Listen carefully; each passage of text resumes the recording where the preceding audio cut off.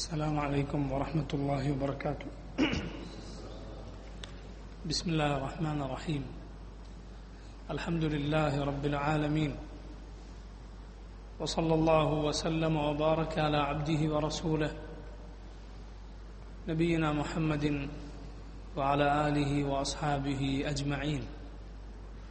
اللهم انفعنا بما علمتنا وعلمنا ما ينفعنا وزدنا علما. اللهم آت نفوسنا تقواها وزكها أنت خير من زكاها أنت وليها ومولاها. اللهم إنا نعوذ بك من علم لا ينفع ومن قلب لا يخشع ومن نفس لا تشبع ومن دعوة لا يستجاب لها. أما بعد. സഹോദരങ്ങളെ, സൂറത്തു അൽ അഹ്ഖാഫിൻ്റെ തഫ്സീറാണ് നമ്മൾ ഇന്ന് ആരംഭിക്കുന്നത്. സൂറത്തു അൽ അഹ്ഖാഫ് അത് മക്കിയത്തായ സൂറത്താണ്. അല്ലാഹുവിൻ്റെ റസൂൽ സല്ലല്ലാഹു അലൈഹി വസല്ലമയുടെ ഹിജറക്ക് മുൻപ് അവതരിപ്പിക്കപ്പെട്ട സൂറത്തുകളിലൊന്നാണ് സൂറത്തു അൽ അഹ്ഖാഫ്. അഹ്ഖാഫ് എന്നത് ആദ് സമുദായത്തിൻ്റെ അവർ താമസിച്ചിരുന്ന നാട്ടിൻ്റെ പേരാണ്. അവരെക്കുറിച്ച് ഈ സൂറത്തിൽ 21-ാമത്തെ ആയത്ത് മുതൽ പരാമർശമുള്ളതിനാലാണ് ഈ സൂറത്ത് ആ പേരിൽ അറിയപ്പെട്ടിട്ടുള്ളത്, അൽ അഹ്ഖാഫ് എന്ന പേരിൽ. ബിസ്മില്ലാഹിർ റഹ്മാനിർ റഹീം.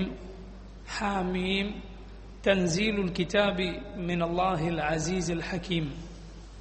അല്ലാഹു സുബ്ഹാനഹു വതആല പറയുന്നു, ഹാമീം തൻസീലുൽ കിതാബി മിനല്ലാഹിൽ അസീസിൽ ഹകീം. ഈ സൂറത്ത് ആരംഭിച്ചിട്ടുള്ളത് അൽ ഹുറൂഫുൽ മുഖത്തഅ എന്ന് അറിയപ്പെടുന്ന അഥവാ മുറിച്ചു പറയപ്പെട്ട അക്ഷരങ്ങൾ, അതിലെ രണ്ട് അക്ഷരങ്ങൾ, രണ്ട് ഹർഫുകൾ കൊണ്ടാണ്. ഹാമീം, ഹാവും അതുപോലെ മീമും. പരിശുദ്ധ ഖുർആനിലെ പല സൂറത്തുകൾ ഇങ്ങനെയുള്ള ഹർഫുകൾ കൊണ്ട് ആരംഭിച്ചിട്ടുണ്ട്.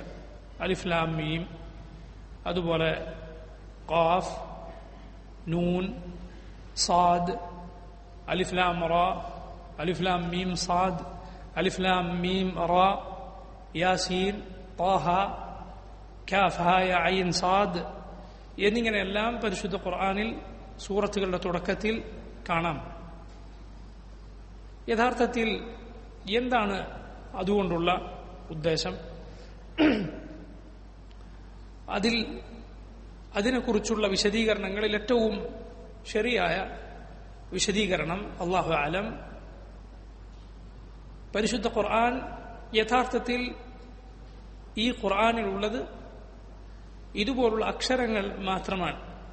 നിങ്ങൾക്കെല്ലാവർക്കും അറിയുന്ന ഈ അറബി ഭാഷയിലെ അക്ഷരങ്ങൾ കൂട്ടിയോജിപ്പിക്കപ്പെട്ട വാചകങ്ങളാണ് ഈ ഖുർആനിലുള്ളത്. പക്ഷെ എന്നിട്ടുകൂടി ഈ ഖുർആൻ പോലൊന്ന് കൊണ്ടുവരാൻ അറബി ഭാഷയിൽ വലിയ കഴിവുള്ള ഭാഷാ നൈപുണ്യത്തിലേറെ അറിയപ്പെട്ട അറബികൾ, അവരുടെ ഫസാഹത്ത്, ഭാഷയിലുള്ള കഴിവ് വളരെ പ്രശസ്തമാണ്. അവർ അല്ലാഹു സുബ്ഹാനഹു വതആല ഈ ഖുർആൻ പോലൊന്ന് കൊണ്ടുവരാൻ വെല്ലുവിളിച്ചു. അല്ലാഹു സുബ്ഹാനഹു വതആല പറഞ്ഞു, ഖുൽ ലഇൻ ഇജ്തമഅത്തിൽ ഇൻസു വൽ ജിന്നു അലാ അൻ യഅതൂ ബിമിസ്ലി ഹാദൽ ഖുർആൻ ലാ യഅതൂന ബിമിസ്ലിഹി വലൗ കാന ബഅദുഹും ലിബഅദിൻ ളഹീറ. ഖുൽ, പറയൂ നബിയെ, ലഇൻ ഇജ്തമഅത്തിൽ ഇൻസു വൽ ജിന്നു, മനുഷ്യരും ജിന്നുകളും ഒരുമിച്ച് ചേർന്നാലും, അലാ അൻ യഅതൂ ബിമിസ്ലി ഹാദൽ ഖുർആൻ, ഈ ഖുർആൻ പോലൊന്ന് കൊണ്ടുവരാൻ അവരെല്ലാവരും ഒരുമിച്ച് ചേർന്നാലും, ലാ യഅതൂന ബിമിസ്ലിഹി, ഇതുപോലൊന്ന് കൊണ്ടുവരാൻ അവർക്ക് സാധ്യമല്ല. വലൗ കാന ബഅദുഹും ലിബഅദിൻ ളഹീറ, അവർ പരസ്പരം അങ്ങോട്ടും ഇങ്ങോട്ടും സഹകരിച്ചാൽ കൂടി സാധ്യമല്ല. ഈ ഖുർആൻ പോലൊന്ന് കൊണ്ടുവരാൻ സാധ്യമല്ല. അതുപോലെ അല്ലാഹു സുബ്ഹാനഹു വതആല അവരെ വെല്ലുവിളിച്ചിട്ടുണ്ട്, ഫഅതൂ ബിഅശ്രി സുവരിൻ മിസ്ലിഹി മുഫ്തറയാത്തിൻ വദഉ മൻ ഇസ്തതഅതും മിൻ ദൂനില്ലാഹി ഇൻ കുൻതും സാദിഖീൻ. ഈ ഖുർആനിലെ 10 സൂറത്തുകൾ പോലുള്ള സൂറത്തുകൾ നിങ്ങൾ കൊണ്ടുവരൂ, നിങ്ങൾക്ക് സാധ്യമായവരെല്ലാം നിങ്ങൾ സഹായത്തിന് വിളിച്ചോളൂ. എന്നാൽ അവർക്ക് സാധിച്ചിട്ടില്ല. ഒരു സൂറത്തിന് തുല്യമായത് കൊണ്ടുവരാൻ അള്ളാഹു വെല്ലുവിളിച്ചിട്ടുണ്ട്. ഖുൽ ഇൻ കുൻതും ഫി റൈബിൻ മിമ്മാ നസ്സൽനാ വഇൻ കുൻതും ഫി റൈബിൻ മിമ്മാ നസ്സൽനാ അലാ അബ്ദിനാ ഫഅതു ബിസൂറത്തിൻ മിൻ മിസ്ലിഹി ഫഅതു ബിസൂറത്തിൻ, ഇതുപോലൊരു സൂറത്തെങ്കിലും നിങ്ങൾ കൊണ്ടുവരൂ എന്ന് അള്ളാഹു സുബ്ഹാനഹു വതആല അവരെ വെല്ലുവിളിച്ചിട്ടുണ്ട്. പരിശുദ്ധ ഖുർആനിലെ വളരെ ചെറിയ സൂറത്തുകൾ ഖുർആനിലുണ്ട്. വൽ അസ്ർ പോലെ, ഇദാ ജാഅ നസ്റുല്ലാഹി വൽ ഫത്ഹ് എന്ന സൂറത്ത് പോലെ, ഇന്നാ അഅതൈനാകൽ കൗസർ എന്ന സൂറത്ത് പോലെ വളരെ ചെറിയ സൂറത്തുകൾ ഖുർആനിലുണ്ട്. അതുപോലൊന്നുപോലും കൊണ്ടുവരാൻ സാധ്യമല്ല എന്ന് അള്ളാഹു സുബ്ഹാനഹു വതആല പറഞ്ഞു. എന്നാൽ ഈ ഖുർആൻ അത് നിങ്ങൾക്ക് അറിയാവുന്ന, നിങ്ങൾക്ക് പരിചയമുള്ള അക്ഷരങ്ങൾ മാത്രമാണ്. ഈ അക്ഷരങ്ങൾ കൂട്ടിയോജിപ്പിക്കപ്പെട്ട വാചകങ്ങളാണ് ഖുർആനിലുള്ളത്. എന്നിട്ടും നിങ്ങൾക്കത് സാധ്യമാകുന്നില്ല. ഈ കാര്യം ആണ് യഥാർത്ഥത്തിൽ അല്ലാഹു അലം ഈ ഹുറൂഫുൽ മുഖത്തഅ, പല സൂറത്തുകളുടെയും തുടക്കത്തിലുള്ള അക്ഷരങ്ങൾ കൊണ്ട് സൂചിപ്പിക്കുന്നത്. അതുകൊണ്ടാണ് അങ്ങനെയുള്ള അക്ഷരങ്ങൾ കൊണ്ട് തുടങ്ങിയ സൂറത്തുകളിൽ പരിശുദ്ധ ഖുർആനിനെ കുറിച്ച് അള്ളാഹു സൂചിപ്പിച്ചിട്ടുണ്ട്. ഇത് അള്ളാഹുവിൽ നിന്ന് അവതരിപ്പിക്കപ്പെട്ടതാണ്. ഇത് അത്ഭുതകരമായ ഖുർആനാണ്. അതിന്റെ അജാസ് ആർക്കും അത് കൊണ്ടുവരാൻ, അതുപോലുള്ളത് കൊണ്ടുവരാൻ സാധ്യമല്ല എന്ന കാര്യം അള്ളാഹു ഈ അക്ഷരങ്ങൾ കൊണ്ട് തുടങ്ങിയ സൂറത്തുകളിൽ സൂചിപ്പിച്ചത് കാണാം. ഇവിടെ നോക്കൂ, ഹമീം തൻസീലുൽ കിതാബി മിനല്ലാഹിൽ അസീസിൽ ഹകീം. തൻസീലുൽ കിതാബ്, ഈ കിതാബ് ഇത് ഇറക്കപ്പെട്ടതാകുന്നു, ഇത് അവതരിപ്പിക്കപ്പെട്ടതാകുന്നു. മിനല്ലാഹ്, അള്ളാഹുവിൽ നിന്ന്. അൽ അസീസിൽ ഹകീം, അസീസും ഹക്കീമുമായ അള്ളാഹുവിൽ നിന്ന്. അങ്ങേയറ്റം പ്രതാപവാനും അങ്ങേയറ്റം യുക്തിമാനുമായ അള്ളാഹുവിൽ നിന്ന് അവതരിപ്പിക്കപ്പെട്ടതാകുന്നു. അതുപോലെ നോക്കൂ, സൂറത്തുൽ ബഖറയിൽ അലിഫ് ലാം മീം ദാലികൽ കിതാബു ലാ റൈബ ഫീഹ്. അലിഫ് ലാം മീം എന്ന് പറഞ്ഞ ഉടനെ അള്ളാഹു കിതാബിനെ കുറിച്ച്, ഖുർആനിനെ കുറിച്ച് പറയുകയുണ്ടായി. ഇതാകുന്നു കിതാബ്, ഇതാകുന്നു അള്ളാഹുവിൽ നിന്നുള്ള ഗ്രന്ഥം. ലാ റൈബ ഫീഹ്, ഇതിൽ യാതൊരു സംശയവുമില്ല. ഹുദൻ ലിൽ മുത്തഖീൻ, അള്ളാഹുവിനെ സൂക്ഷിച്ച് ജീവിക്കുന്നവർക്ക് സന്മാർഗമാണിത്. സൂറത്തു സജ്ദ അലിഫ് ലാം മീം തൻസീലുൽ കിതാബ് ലാ റൈബ ഫീഹി മിൻ റബ്ബിൽ ആലമീൻ. അലിഫ് ലാം മീം ഇത് റബ്ബുൽ ആലമീനിൽ നിന്ന് അവതരിപ്പിക്കപ്പെട്ടിട്ടുള്ള കിതാബാണ്, യാതൊരു സംശയവുമില്ല. ഇങ്ങനെ ഈ അക്ഷരങ്ങൾ പറഞ്ഞിടത്ത് ആ സൂറത്തുകളിൽ അള്ളാഹു ഖുർആനിനെ കുറിച്ച് പരാമർശിച്ചത് കാണാം.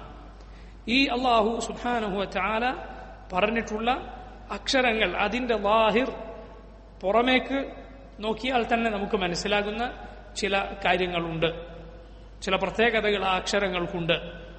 ബിൻ കസീർ റഹിമഹുല്ലാഹ് അദ്ദേഹത്തിന്റെ തഫ്സീറിൽ സൂറത്തു അൽ ബഖറയുടെ തഫ്സീറിന്റെ തുടക്കത്തിൽ അക്കാര്യം സൂചിപ്പിച്ചിട്ടുണ്ട്. ഈ അക്ഷരങ്ങൾ നമ്മൾ എടുത്തു നോക്കിയാൽ 14 അക്ഷരങ്ങളാണ് അള്ളാഹു സുബ്ഹാനഹു വതആല ഇങ്ങനെ സൂറത്തുകളുടെ തുടക്കത്തിൽ മുറിച്ചു പറഞ്ഞിട്ടുള്ളത്. ആ അക്ഷരങ്ങൾ ആകെ എടുത്താൽ അത് 14 എണ്ണമാണ്. നമുക്കറിയാം, അത് അറബിയിലെ ആകെ അക്ഷരങ്ങളുടെ എണ്ണത്തിന്റെ പകുതിയാണ്. ആകെ 28 അക്ഷരങ്ങളാണ് അറബി ഭാഷയിൽ ഉള്ളത്. എന്നു മാത്രമല്ല, അക്ഷരങ്ങൾ, ഹർഫുകൾ, അത് പലവിധ ഖിസ്മുകളാക്കി, പലവിധ വിഭാഗങ്ങളാക്കി തിരിക്കപ്പെട്ടിട്ടുണ്ട്. കാരണം അക്ഷരങ്ങൾക്ക് പലതിനും പല പ്രത്യേകതകളുണ്ട്. ചില അക്ഷരങ്ങളെക്കാൾ ശക്തമാണ്, കവിയാണ് ചില അക്ഷരങ്ങൾ. ഈ അക്ഷരങ്ങൾ കൊണ്ട് സൂചിപ്പിക്കപ്പെടുന്ന വാക്കുകൾ അതിന്റെ ശക്തിക്കനുസരിച്ച് അതിന്റെ അർത്ഥം മാറുന്നത് കാണാം. അറബി ഭാഷയിൽ അങ്ങനെ ധാരാളം ഉദാഹരണങ്ങളുണ്ട്. ഏറ്റവും ഭംഗിയുള്ള, ഏറ്റവും ശ്രേഷ്ഠമായ ഭാഷയാണ് അറബി. നമുക്ക് പറയാനുള്ളത്, നമ്മുടെ വിചാരങ്ങൾ ഇതുപോലെ പ്രകടിപ്പിക്കാൻ സാധ്യമായ മറ്റൊരു ഭാഷ തന്നെ ഇല്ല എന്നാണ്. നോക്കൂ, നദഹ, അറബിയിൽ ഒരു വാക്കാണ് നദഹ. എന്താണ് നദഹ എന്ന് പറഞ്ഞാൽ? വെള്ളം തളിക്കുക എന്നാണ് അതിന്റെ അർത്ഥം, നദഹ. എന്നാൽ നദഹ അവസാനത്തെ ഹ മാറ്റി ഖ ആക്കി പറഞ്ഞാൽ ശക്തിയായി വെള്ളം ഒലിക്കുന്നതിനാണ് നദഹ എന്ന് പറയുക. നോക്കൂ, ഒരു ഹർഫാണ് മാറിയത്. ഹായിനേക്കാൾ ശക്തമാണ് ഖ. ഹ എന്ന അക്ഷരത്തെക്കാൾ കവിയാണ്, ശക്തമാണ് ഖ എന്ന അക്ഷരം. അപ്പോൾ നോക്കൂ, ആ പദം കൊണ്ട് പറഞ്ഞ വാക്ക് അതും അതിന്റെ അർത്ഥവും ശക്തി കൂടിയതായി മാറുകയാണ്. അല്ലാഹുവിന്റെ റസൂൽ സല്ലല്ലാഹു അലൈഹി വസല്ലം പറഞ്ഞു, റഹിമല്ലാഹു റജുലൻ, ഒരാൾക്ക് അല്ലാഹു റഹ്മത്ത് ചൊരിയട്ടെ. ഖാമ മിനൽ ലൈലി ഫസല്ല, അയാൾ രാത്രി എഴുന്നേറ്റ് നിസ്കരിച്ചു. വഅയ്ഖദ സൗജഹ, അയാളുടെ ഭാര്യയെ വിളിച്ചു എഴുന്നേൽപ്പിച്ചു. ഫഇൻ അബത്, എന്നാൽ അവൾ എഴുന്നേൽക്കാൻ വിസമ്മതിച്ചാൽ നദഹ ഫീ വജ്ഹിഹൽ മാ, അവളുടെ മുഖത്ത് ഒരൽപ്പം വെള്ളം തളിക്കും. നദഹ എന്ന് പറഞ്ഞാൽ ചെറുതായി തളിക്കുക എന്നതാണ്. റസൂലുള്ളാഹി സ്വല്ലല്ലാഹു അലൈഹി വസല്ലം അതിന്റെ ബാക്കി പറയുന്നു, റഹിമല്ലാഹു ഇംറഅതൻ, ഒരു പെണ്ണിന് അല്ലാഹു റഹ്മത്ത് ചൊരിയട്ടെ. ഖാമത് മിനൽ ലൈലി സല്ലത്ത്, അവൾ രാത്രി എഴുന്നേറ്റു എന്നിട്ട് നിസ്കരിച്ചു. വഅയ്ഖദത് സൗജഹ, അവളുടെ ഭർത്താവിനെ വിളിച്ചുണർത്തി. വഇൻ അബ, അയാൾ അതിന് വിസമ്മതിച്ചപ്പോൾ, എഴുന്നേൽക്കാത്തപ്പോൾ, നദഹത് ഫീ വജ്ഹിഹിൽ മാ, അയാളുടെ മുഖത്ത് ഒരൽപ്പം വെള്ളം തളിച്ച് അയാളെ എഴുന്നേൽപ്പിച്ചു. ഇങ്ങനെയുള്ള പുരുഷനെയും സ്ത്രീയെയും ഭാര്യയും ഭർത്താവിനെയും അള്ളാഹു അവർക്ക് കാരുണ്യം ചൊരിയട്ടെ എന്ന് റസൂലുള്ളാഹി സ്വല്ലല്ലാഹു അലൈഹി വസല്ലം പറഞ്ഞു. അവിടെ നോക്കൂ, നദഹ എന്നാണ് വാക്ക്.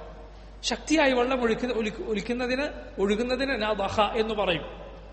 ഖുർആൻ നമുക്ക് കാണാം, വമിൻ ദൂനിഹിമാ ജന്നതാൻ فبأي آلاء ربكما تكذبان مدهامتان فبأي آلاء ربكما تكذبان. ആ സ്വർഗ്ഗത്തെക്കുറിച്ച് അല്ലാഹു പറഞ്ഞിട്ടുണ്ട്, ഫീഹിമാ ഐനാനി നദ്ദാഖതാൻ, ശക്തമായി ജലം ഒലിക്കുന്ന, ധാരാളം വെള്ളം ഒലിക്കുന്ന നദികളുണ്ട്. 2 നദികളുണ്ട് അവിടെ. നദഹ എന്ന വാക്ക്, അതിൽ തന്നെ അതിനൊന്നുകൂടി ശക്തി കൂട്ടിയാൽ നദ്ദാഖ എന്ന് പറയാം. നദ്ദാഖതാൻ എന്ന് പറഞ്ഞാൽ ധാരാളം വെള്ളം ഒഴുകുന്ന നദി എന്നാണ്. എന്നാൽ സ്വർഗത്തിലെ നദികൾ അത് ദുനിയാവിലെ നദികളെ പോലെ കിടങ്ങുകളിൽ, താഴ്ചകളിൽ, ഗർത്തങ്ങളിലൂടെയല്ല ഒഴുകുക, അത് മുകളിലൂടെ ആണ് അത് ഒഴുകുക. അതുകൊണ്ട് എന്തെങ്കിലും അപകടമോ പ്രയാസമോ ഒരാൾക്കും ഉണ്ടാവുകയില്ല. പറഞ്ഞു വന്നത് നോക്കൂ, ഈ വാക്ക് അതിൽ അക്ഷരം മാറുമ്പോൾ അതിന് വരുന്ന അർത്ഥവ്യത്യാസം, ആ അക്ഷരങ്ങളാകട്ടെ പദങ്ങളാകട്ടെ അതിന്റെ അർത്ഥം ഏറ്റവും നന്നായി സൂചിപ്പിക്കുന്ന അങ്ങനെയുള്ള പദങ്ങളാണ് അറബി ഭാഷയിൽ ഉള്ളത്. ഇങ്ങനെ അക്ഷരങ്ങൾ, അതിന് പല ഇനങ്ങളുണ്ട്. അക്ഷരങ്ങൾ ഇസ്തിഅലാഇന്റെ അക്ഷരങ്ങളുണ്ട്, അഥവാ നന്നായി നാം ഉയർത്തി ഉച്ചരിക്കേണ്ട അക്ഷരങ്ങൾ. അതുപോലെ തൊണ്ട ഉൾഭാഗത്ത് നിന്ന് വരേണ്ട അക്ഷരങ്ങളുണ്ട്.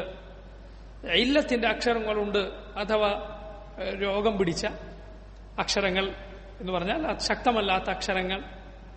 ഇതിൽ നിന്നെല്ലാം, ഈ വകുപ്പുകളിൽ നിന്നെല്ലാം നമുക്ക് അള്ളാഹു സൂചിപ്പിച്ച ഈ 14 അക്ഷരങ്ങളിൽ ഇതിന്റെ എല്ലാം പ്രതിനിധികളെ നമുക്ക് കാണാം.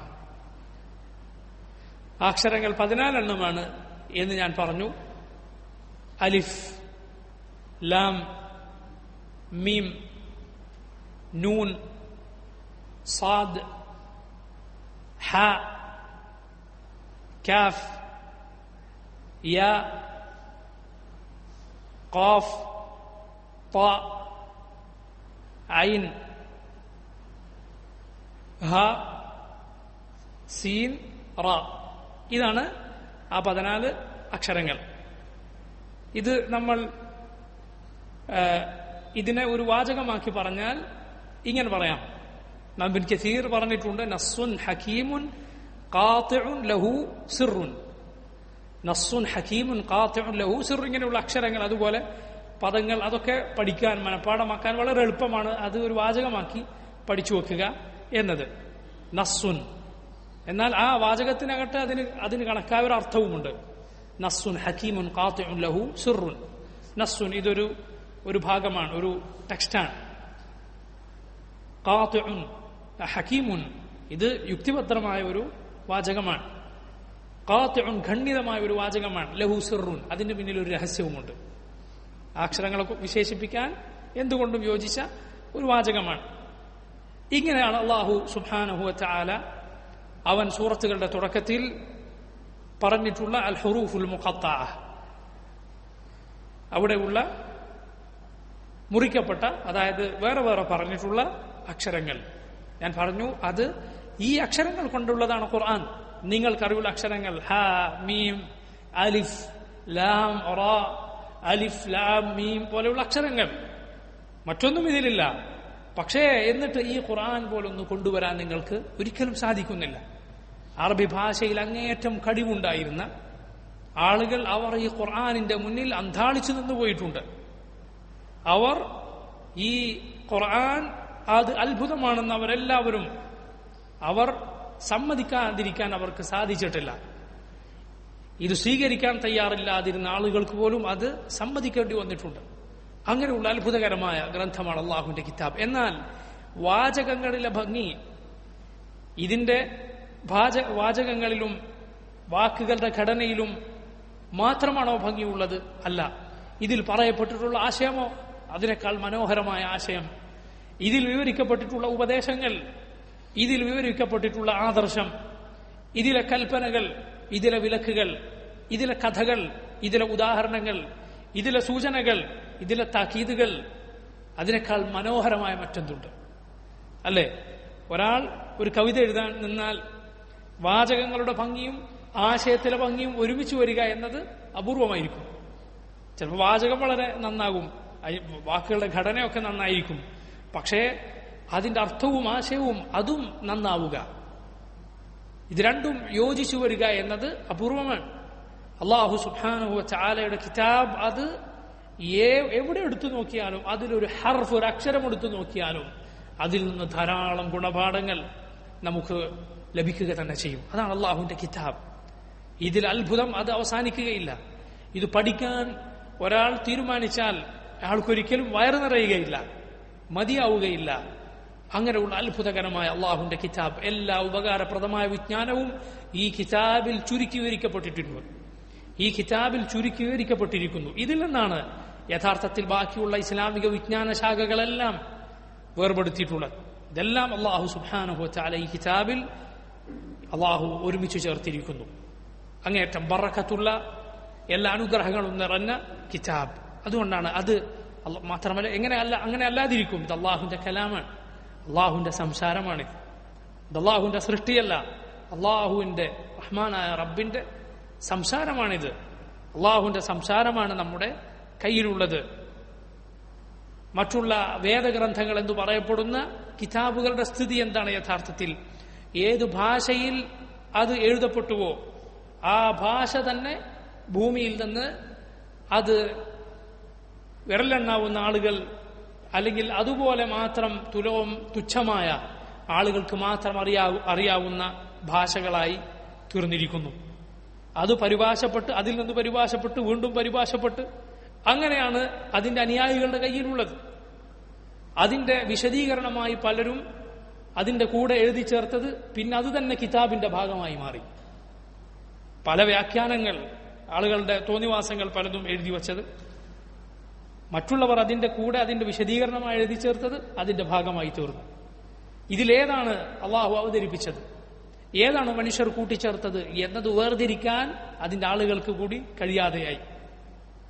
അതിന്റെ അതിന്റെ അടിസ്ഥാന ഭാഷ തന്നെ ലോകത്ത് പലതിന്റെയും കാണാനില്ല. എന്നാൽ അള്ളാഹുവിന്റെ കിതാബ് നിങ്ങൾ ആലോചിച്ച് നോക്കൂ, അള്ളാഹു അവതരിപ്പിച്ച ഭാഷയിലാണ് നമ്മുടെ കയ്യിലുള്ളത്. ബിലിസാനിൻ അറബിയ്യിൻ മുബീൻ അലാ ഖൽബിക ലിതകൂന മിനൽ മുൻസിരീൻ ബിലിസാനിൻ അറബിയ്യിൻ മുബീൻ. വ്യക്തമായ അറബി ഭാഷയിൽ ഓ നബിയെ താങ്കളുടെ ഹൃദയത്തിൽ അവതരിപ്പിക്കപ്പെട്ട ഈ കിതാബ് അത് അതേ ഭാഷയിൽ നമ്മുടെ കയ്യിലുണ്ട്. ആ ഭാഷയാകട്ടെ ലോകത്തേറ്റവും ജീവസുറ്റ ഭാഷകളിലൊന്നാണ്. അതിനോളം ജീവസുറ്റ മറ്റൊരു ഭാഷയില്ല. ആ ഖുർആനിന്റെ ഭാഷയും ശൈലിയും പഴയതാണ്, പക്ഷെ അത് പഴഞ്ചനായി പോയിട്ടില്ല. അതൊരിക്കലും പഴഞ്ചനായിട്ടില്ല. ആളുകൾക്ക് മനസ്സിലാകാത്ത ശൈലിയല്ല.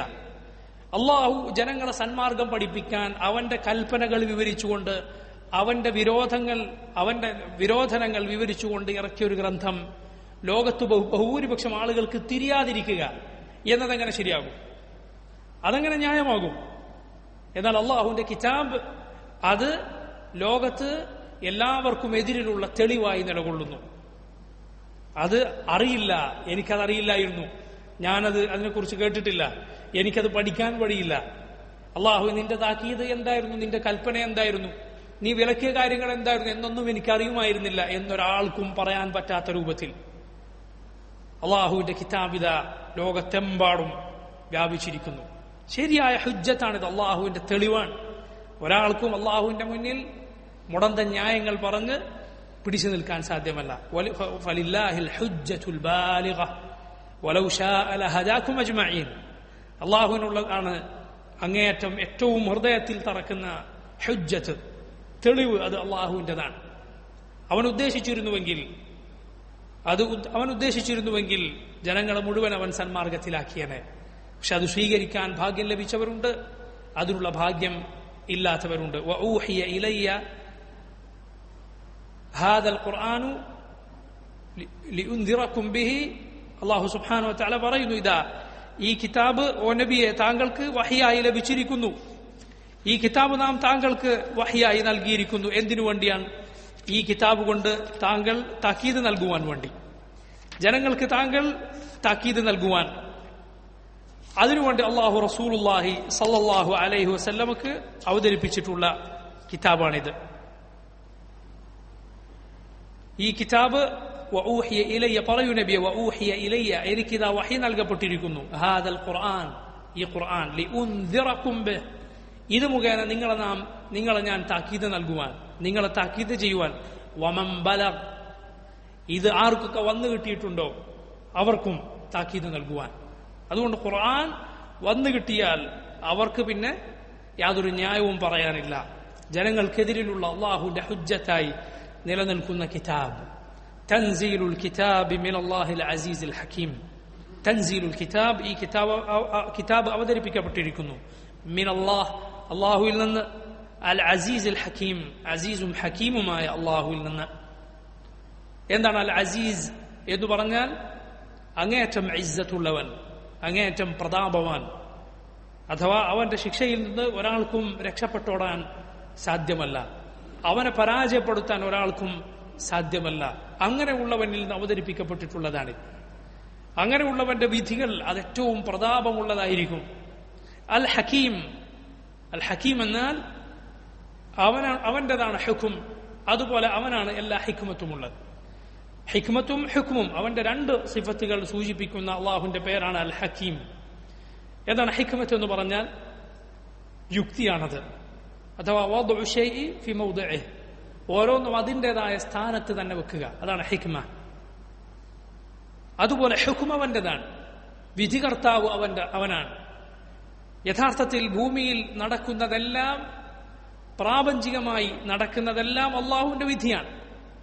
അതോടൊപ്പം മനുഷ്യർ നടപ്പിലാക്കേണ്ട, അവർക്ക് സ്വാതന്ത്ര്യം നൽകപ്പെട്ടിട്ടുള്ള കാര്യത്തിലും അള്ളാഹുവിന്റെ വിധി നടപ്പിലാക്കാനാണ് അള്ളാഹു കൽപ്പിച്ചത്. കൗനിയായി, പ്രാപഞ്ചികമായി നമ്മൾ നോക്കിയാൽ അള്ളാഹുവിന്റെ വിധിയാണ് നടക്കുക, അത് മാത്രമേ നടക്കുന്നുള്ളൂ. അല്ലേ? അള്ളാഹു തീരുമാനിച്ച സമയത്താണ് നാം ജനിക്കുന്നത്, അള്ളാഹു തീരുമാനിച്ച സമയത്താണ് നാം മരിക്കുന്നത്. നമ്മുടെ നിഴലുകൾ പോലും നമ്മൾ ഉദ്ദേശിച്ച ഭാഗത്തേക്കല്ല നീളുന്നതും അത് ചുരുങ്ങുന്നതും അള്ളാഹു ഉദ്ദേശിച്ച ഭാഗത്താണ്. അള്ളാഹു ഉദ്ദേശിച്ചതുപോലെയാണ് അതുപോലും യഥാർത്ഥത്തിൽ സഞ്ചരിക്കുന്നത്. നമ്മുടെ ആന്തരികമായ അവയവങ്ങൾ നമ്മളുടെ തീരുമാനപ്രകാരമല്ല അത് പ്രവർത്തിക്കുന്നത്, അള്ളാഹു തീരുമാനിച്ചതുപോലെ. ആ നിലക്ക് എല്ലാവരും അറിഞ്ഞോ അവന്റെ സ്വന്തം ഇഷ്ടപ്രകാരമോ നിർബന്ധിതനായോ അള്ളാഹുവിന്റെ അടിമകളാണ്.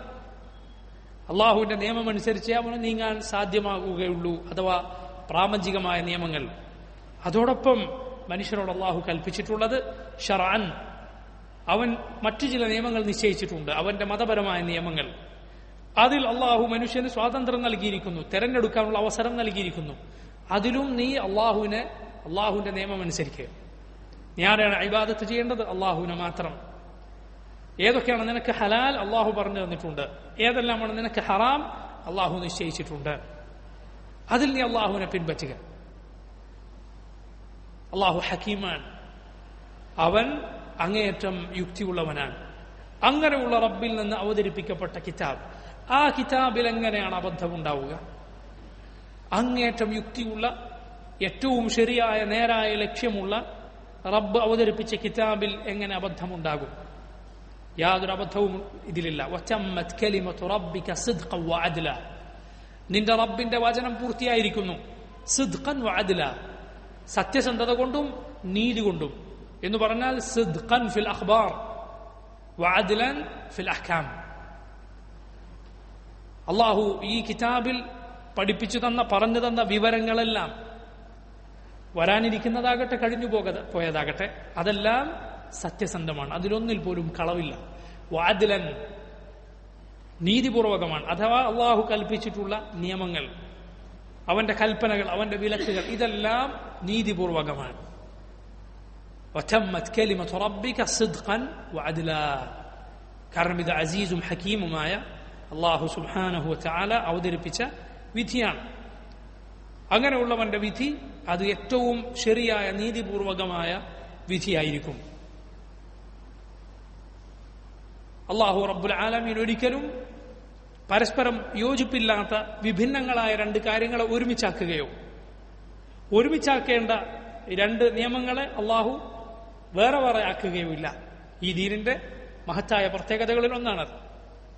ഒരേ സ്വഭാവമുള്ള രണ്ട് കാര്യങ്ങൾ, അതിന്റെ വിധി ഈ ദീനിൽ ഒന്നായിരിക്കും. അതൊരിക്കലും അള്ളാഹു വേർപെടുത്തുകയില്ല. വിഭിന്നങ്ങളായ രണ്ട് കാര്യങ്ങൾ, അതിന് രണ്ടിനും ഒരേ വിധി അള്ളാഹു സുബ്ഹാനഹു വതആല നൽകുകയില്ല. നോക്കിക്കോളൂ, അള്ളാഹുവിന്റെ ദീനിലെ നിയമങ്ങൾ അത് എത്രമാത്രം നീതിപൂർവകമാണ് എന്ന് നമുക്ക് അതിൽ നിന്ന് മനസ്സിലാക്കാൻ സാധിക്കും.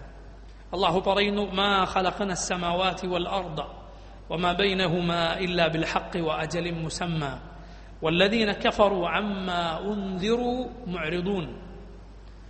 മാ ഖലഖന അസ്സമാവാതി വൽ അർദ, ആകാശങ്ങളെയും ഭൂമിയെയും നാം പടച്ചിട്ടില്ല, സൃഷ്ടിച്ചിട്ടില്ല. വമാ ബൈനഹുമാ, അവയ്ക്കിടയിലുള്ളതിനെയും നാം സൃഷ്ടിച്ചിട്ടില്ല. ഇല്ലാ ബിൽ ഹഖ്, ഹക്കോടെയല്ലാതെ, അഥവാ ഒരു യാഥാർത്ഥ്യത്തിന്റെ അടിസ്ഥാനത്തിലല്ലാതെ. വഅജലിൻ മുസമ്മാ, ഒരു നിശ്ചിതമായ അവധി വരേക്കുമല്ലാതെ. നോക്കൂ, അള്ളാഹു ആകാശഭൂമികളെ, നമ്മെ, ഈ ചുറ്റും നോക്കിയാൽ നാം കാണുന്ന എന്തൊക്കെയുണ്ടോ അതിനെയെല്ലാം അള്ളാഹു പടച്ചത് ഹക്കിന്റെ അടിസ്ഥാനത്തിലാണ്, അഥവാ ഒരു യാഥാർത്ഥ്യത്തിന്റെ അടിസ്ഥാനത്തിലാണ്. ഒരു യാഥാർത്ഥ്യത്തിനു വേണ്ടിയാണ്, വെറുതെ അല്ല പടച്ചത്. അള്ളാഹു പറഞ്ഞു, അങ്ങനെ വമാ ഖലഖന അസ്സമാഅ വൽ അർദ വമാ ബൈനഹുമാ ബാത്തില ദാലിക ظن الذين كفروا فويل للذين كفروا من النار. ആകാശത്തെയോ ഭൂമിയെയോ നാം ബാത്തിലായി, വ്യർത്ഥമായി, ഒരർത്ഥവുമില്ലാതെ വെറുതെ പടച്ചതല്ല. ദാലിക ظن الذين كفروا, അതാണ് കാഫിറുകളായ ആളുകളുടെ ധാരണ. അള്ളാഹുവിന്റെ ദീനിനെ നിഷേധിച്ചവരുടെ ധാരണ ഇതൊക്കെ വെറുതെയാണ്, അല്ലേ? ഈ ദീനെങ്ങാനും സത്യമല്ലെങ്കിൽ ഇതൊക്കെ വെറുതെ അല്ലേ? ആകാശം എന്തിനാണല്ലോ പടച്ചത്? ഭൂമി എന്തിനാണ് പടച്ചത്? മനുഷ്യനെ പടിപടിയായി ഒരു ബീജകണത്തിൽ നിന്ന് അത് രക്തക്കട്ടയായി, അതിൽ അള്ളാഹു അതിൽ മാംസം നൽകി, എല്ലുകളെ മാംസം കൊണ്ട് പൊതിഞ്ഞു, കുഞ്ഞായി മനുഷ്യർ പുറത്തേക്ക് വന്നു, പിന്നെ അവൻ വളരുന്നു, യുവാവാകുന്നു, വൃദ്ധനാകുന്നു, മരിക്കുന്നു, നേരത്തെ മരിച്ചു പോകുന്നവർ, ഇതൊക്കെ വെറുതെയാണ്. ഈ കണ്ട കാര്യങ്ങളെല്ലാം ഈ ആളുകളുടെ വിശ്വാസപ്രകാരം ഒരർത്ഥവുമില്ലാതെയാണ് സംഭവിച്ചുകൊണ്ടിരിക്കുന്നത്.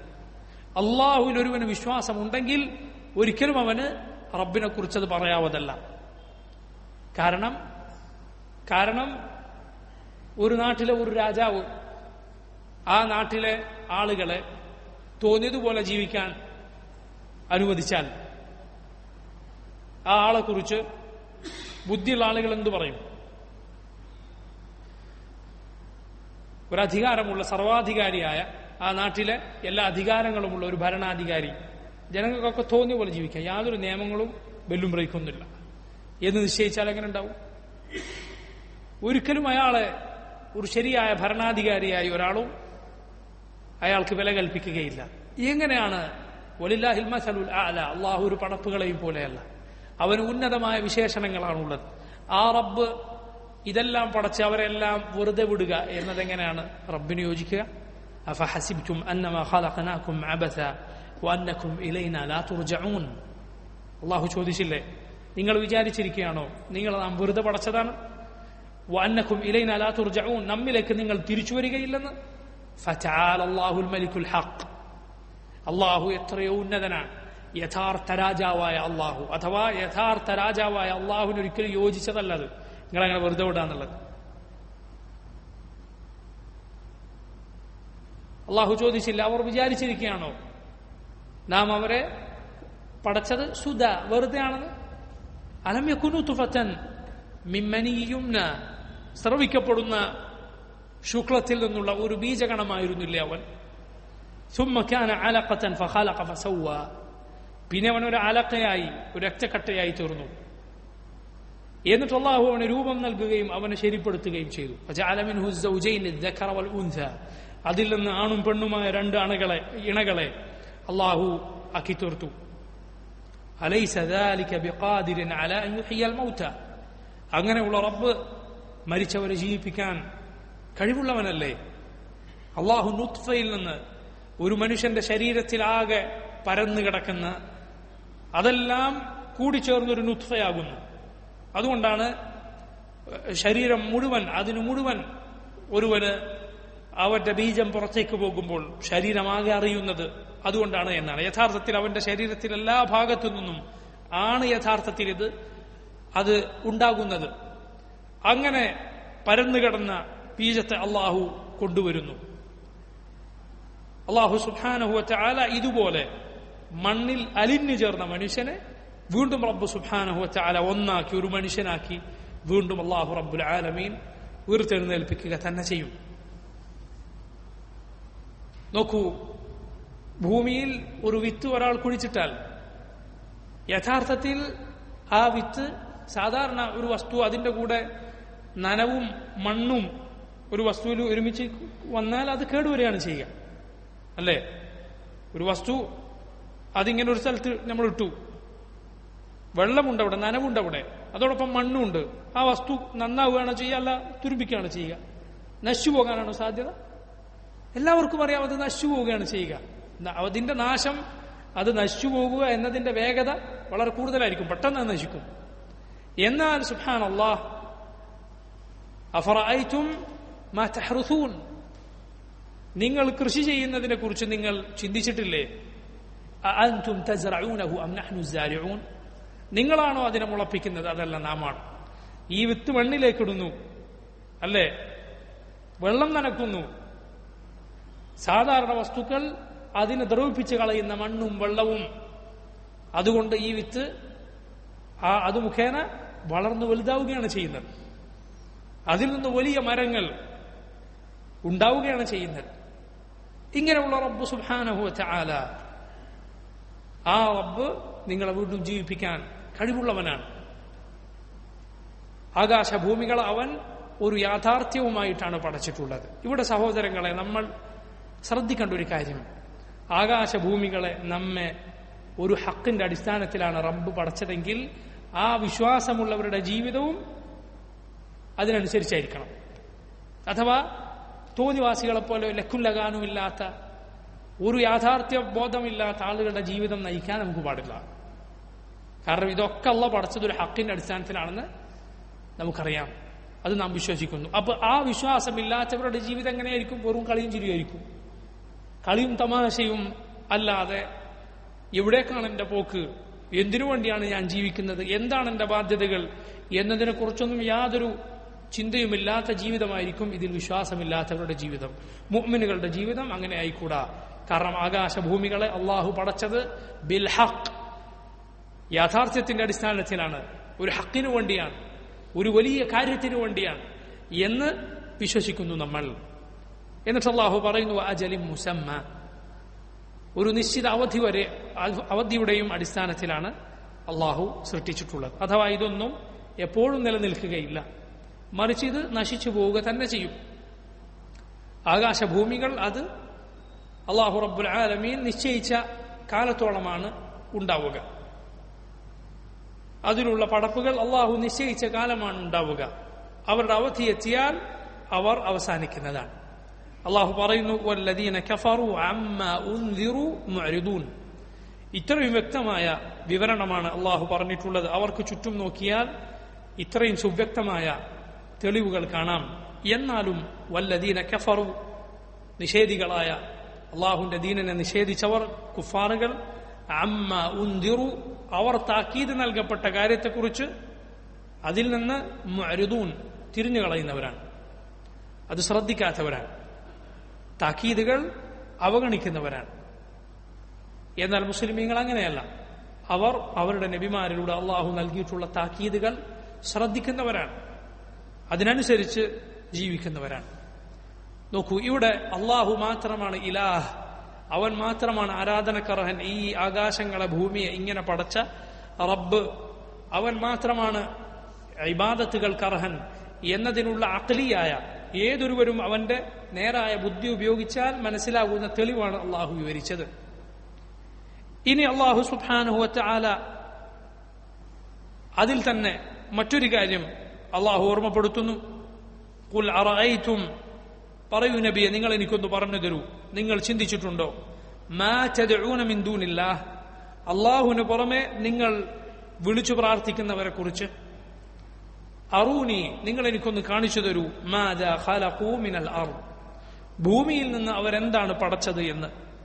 അം ലഹും, അല്ല അവർക്കുണ്ടോ, ശിർകുൻ ഫിസ് സമാവാത്ത്, ആകാശങ്ങളിൽ വല്ല ഓഹരിയുമുണ്ടോ.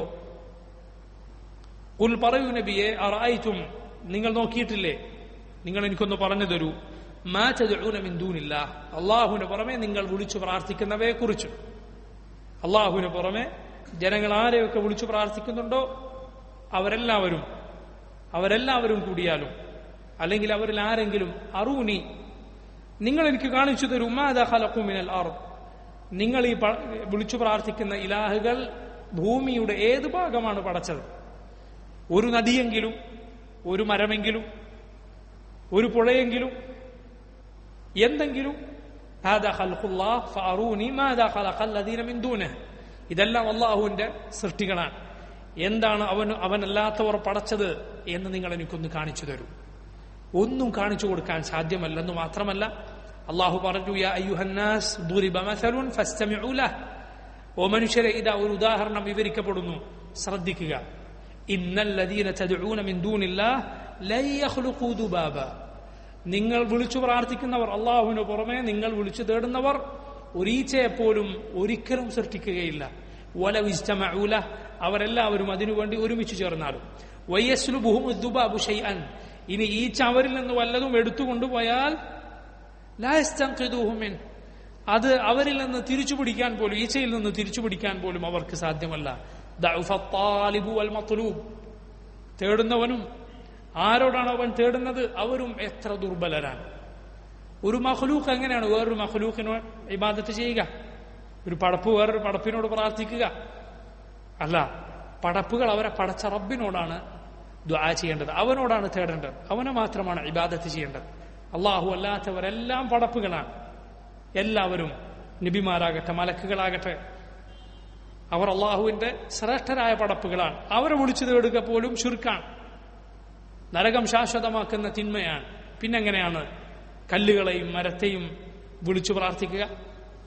അള്ളാഹുവിന് പുറമെ ജനങ്ങൾ പേര് വിളിച്ചിട്ടുള്ള, നിങ്ങളും നിങ്ങളുടെ പൂർവ്വപിതാക്കന്മാരും പേര് വിളിച്ചിട്ടുള്ള ചില പേരുകൾ മാത്രമാണ് എന്ന് അള്ളാഹു സുബ്ഹാനഹു വ തആല പറഞ്ഞു. എന്നാൽ ഇന്നിതാ ചില രാഷ്ട്രീയക്കാർ അവിടെ പോയിട്ട് പറയുകയാണ്, എന്ത്, ഞാൻ ഈ ബിംബത്തിനു വേണ്ടിയുള്ള നേർച്ചയുമായിട്ടാണ് വന്നിട്ടുള്ളത്, അവിൽ പൊതിയുമായിട്ടാണ് വന്നിട്ടുള്ളത്, ഇത് സ്വീകരിക്കുമെന്നാണ് എന്റെ പ്രതീക്ഷ, ഈ ബിംബത്തിന്റെ അനുഗ്രഹം കൊണ്ട് ഞാനിവിടെ തെരഞ്ഞെടുപ്പ് ജയിക്കാൻ പോവുകയാണ് എന്ന് മുസ്ലിം പേരുള്ള ആളുകൾ പറയുകയാണ്.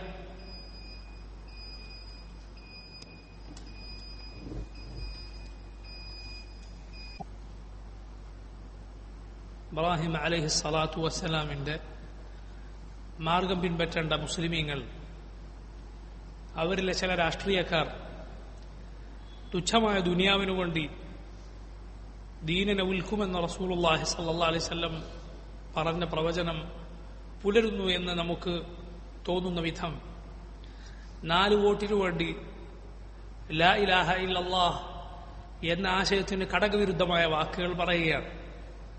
അള്ളാഹുവിന് പുറമെ ജനങ്ങൾ ആരാധിക്കുന്ന സകല ആരാധ്യ വസ്തുക്കളെയും ഒരുവൻ നിഷേധിച്ചാലല്ലാതെ അവന്റെ ലാ ഇലാഹ ഇല്ലല്ലാഹ് പൂർണ്ണമാവുകയില്ല. ലാ ഇലാഹ, ഒരൊറ്റ ആരാധനക്കർഹനുമില്ല, ഇല്ലല്ലാഹ്, അള്ളാഹു അല്ലാതെ.